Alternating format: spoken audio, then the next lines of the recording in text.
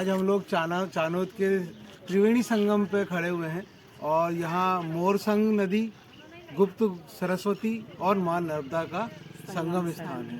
और जिस तरह लोग हरिद्वार जाते हैं, गया जी जाते हैं, सोरू जी जाते हैं, गुजरात में ज़्यादातर लोगों का यहाँ आने का रहता है। वो मृत्यु के उपरांत अस्थि विसर्जन और पिंडदान और इस तरह की क्रिया के लिए यहाँ आते हैं। ऐसा कहा जाता है कि व्यास जी जो हैं, व्यास जी का जन्म 18 महीने तक वो गर्भ में रहे थे। और जब वो उनको संसारिक मोह माया में पड़ना नहीं था, उन्होंने अंदर से ही तय कर रखा था। तो जैसे ही वो पैदा हुए तो उनको लगा कि कहीं नर्मदा मैया मुझे इस सांसारिक मोह माया में ना फंसा दे। इस करके तो जो गर्भ नाल जो होती है, जिससे माँ से बच्चा कनेक्ट रहता है, उस नाल के साथ ही वो दौड़ने लगे। तो उसी कारण से इस नदी का नाम मोरसंग पड़ा। नाल को गुजराती में मोर कहा जाता है। मोरसंग नहीं, ओरसंग और कहा जाता है। तो और संग व्यास जी दौड़े तो इस नदी का नाम ओरसंग पड़ गया। और ऐसा भी कहा जाता है कि व्यास जी ने नर्मदा मैया से कहा कि मैया मुझे रास्ता दिखाओ।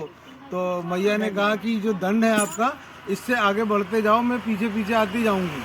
तो इसी कारण से इस दंड को जो है व्यास दंड भी कहा जाता है। और यही कारण है कि नर्मदा मैया की परिक्रमा में चलने वाले हर परिक्रमावासी अपने साथ दंड रखते हैं।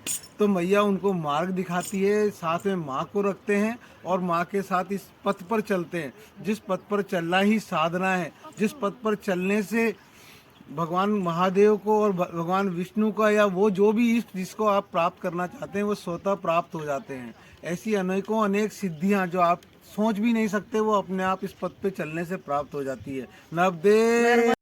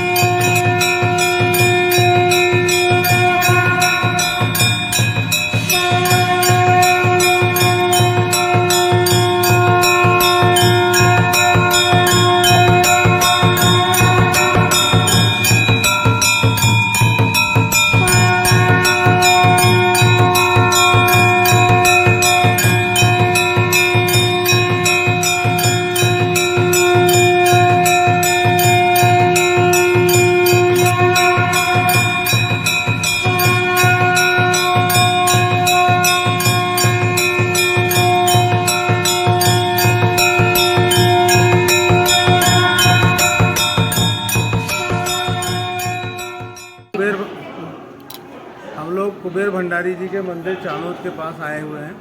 और ऐसा कहा जाता है यहाँ के लिए कि कुबेर जो भगवान हैं वो रावण के सबसे बड़े भाई थे।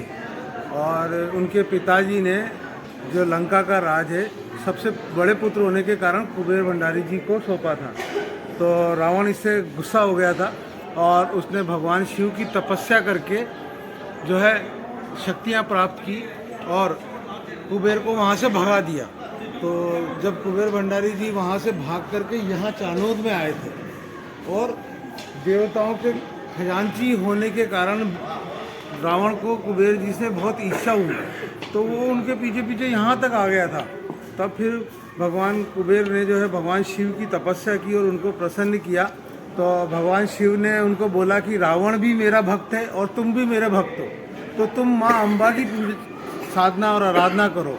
तब कुबेर जी ने माँ अम्बे की साधना की और माँ अम्बे ने रावण को यहाँ से भगा दिया।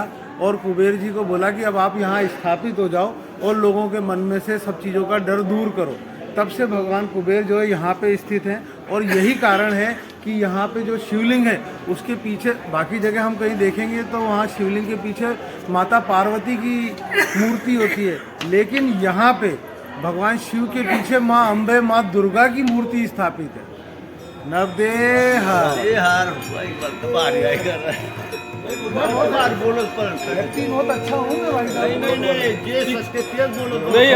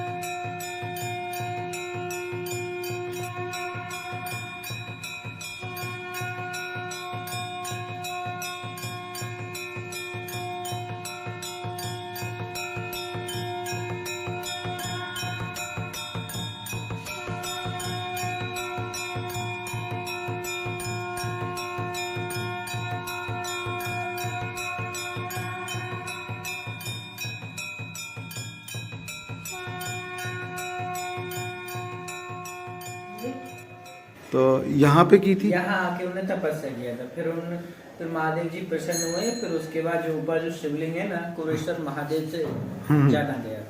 अच्छा अच्छा। मंदिर यही कुबेश्वर बात और और उसके बाद उन्होंने वो नया बना है, वो स्वामीनारायण मंदिर है। वो जो है हाँ, वो स्वामीनारायण। तो स्वामीनारायण अक्षरधाम वो भी जो है स्वामीनारायण मंदिर है। स्वामीनारायण तो बहुत बहुत अच्छा ये